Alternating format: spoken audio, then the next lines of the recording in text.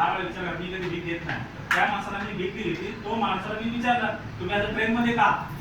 बघा नीट ऐकून लक्ष देऊन ऐका.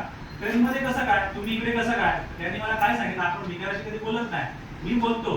मी अशा माणसाची आवर्जून चौकशी करतो. त्याला विचारलं तुम्ही इथे का? तर त्याने मला विचारलं तुम्ही असं मला का विचारताय? तर म्हणलं नाही, तुम्हाला मी टिटवाळा मंदिरच्या बाहेर बघितलं होतं. तर म्हणलं हो, मग तिकडून तुम्ही इकडे आज कसं काय? तर ती जागा मी माझ्या मुलीला हुंडा म्हणून दिली. काय दिली? हुंडा म्हणून दिली. माझं डोकं पूर्ण फिरविलं. जर भिकारी जर भीक मागण्याची जागा मुलीला हुंडा म्हणून देत असेल तर आपण त्याला भीक म्हणू शकतो का? बिझनेस म्हणू शकतो. बिझनेस म्हणजे विचार करा तो माणूस किती कमवतो.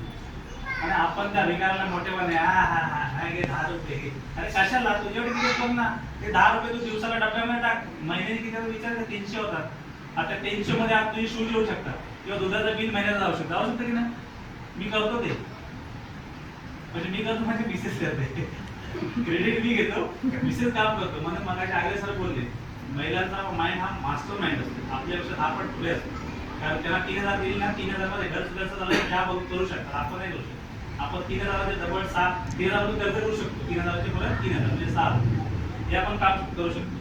दुसरं म्हणजे आता मी तुम्हाला आता हे सगळं तुम्ही ऐकलं. आता गावकर सर बोलायचे महत्वाचं मार्गदर्शन गावकर सरांचं आहे, ते तुम्ही ऐकण्यासाठी आतुर आहे.